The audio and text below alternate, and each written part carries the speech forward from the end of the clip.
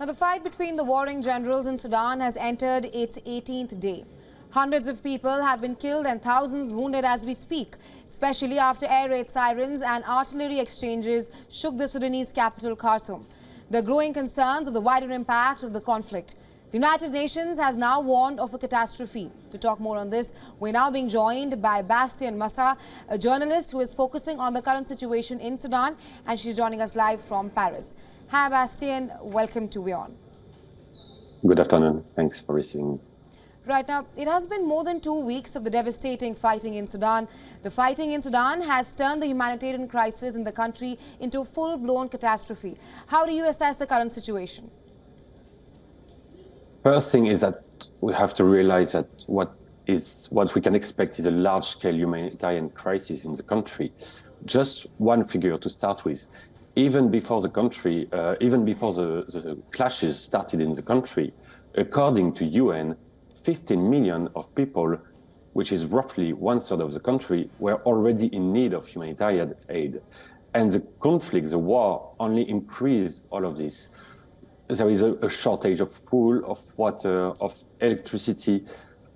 Only in Khartoum, 60% of the hospitals are closed and only 15% are operating normally.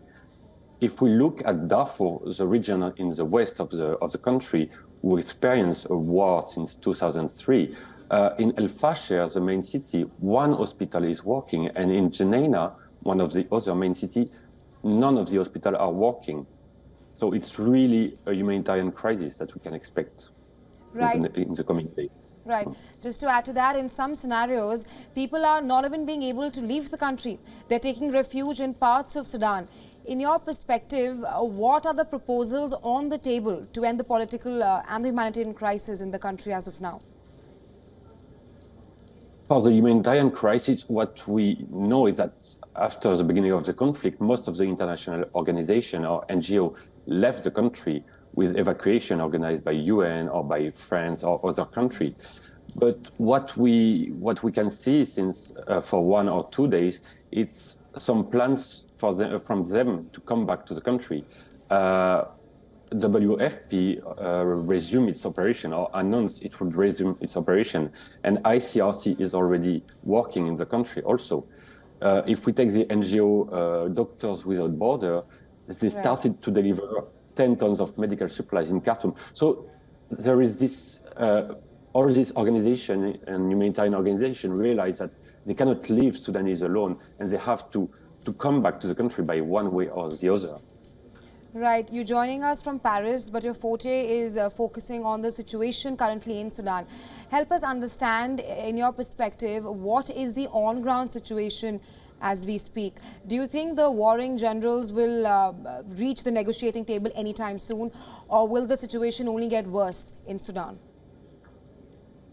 What we can say is that it's the 4th or 5th ceasefire that has been pledged by both generals, and for each of them, the fighting has continued. From my perspective, I don't see any of the generals be ready to give up. For the army, it's like they want to affirm their authority on the country. But for Hemeti, it's a question of life or death. If he loses Khartoum and if he loses fighting in the capital, it's the end of his attempt of ruling Sudan. So we can expect more clashes and more fighting, and the consequences will be like more Sudanese people trying to flee either the country to Egypt, to Ethiopia, or to Chad, or to try to reach other parts of the country where there is not much fighting. Right, I was just coming to that how serious is the concern of a spillover of Sudan's conflict into other countries? There is a lot of hypotheses about a spillover of the conflict, but what we can say now is we know that neighbor countries of Sudan are involved in one way or another. Like, for example, Egypt is supporting Burhan and the army, while Haftar, the general in Libya, and Emirates are supporting Hemeti and the Rapid Support Forces. But this support, it's mostly for example, full of ammunition, but it's not is not decisive yet in the conflict. We cannot say there is a regional involvement of other parts. Most of them are watching and are trying also not to get themselves destabilized by the war in Sudan. Right. There are also reports that suggest that the aid that is coming into Sudan and Khartoum and other neighboring cities, they are being sold. Is that true? The what, sorry? The aid that is coming into Sudan from various other countries and international organizations, they are being sold to other factions in the country. It's true that regarding the situation, we cannot really know what is the situation in Khartoum, for example. And we know that there was a lot of looting. For example, a lot of organizations have been looted in Darfur, but also in Khartoum. And that affects the health system in Sudan. We know that a lot of medical equipment have been taken by rapid support forces. And also the army is not exempt of all this accusation. So the idea now, what will be important is to know how can we protect this aid and to ensure that it doesn't end in the hands of rebel groups or like fighters. Right. My last question to you. What action should the international community be taking at the moment so that peace prevails in Sudan or the people are able to flee the country or come back to normalcy at the moment?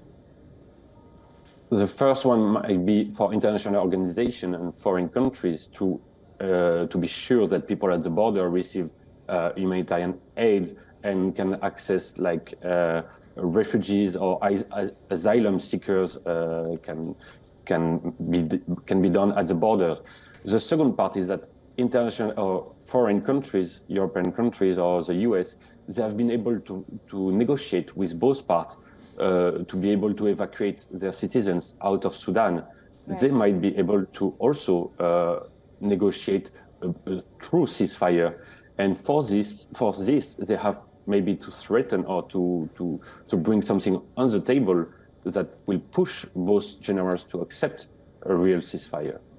Right, Mr. Massa. Thank you so much for joining us, WION. We hope that the situation only gets better with time in Sudan. Thank you so much for joining us, WION, and sharing your insights with us.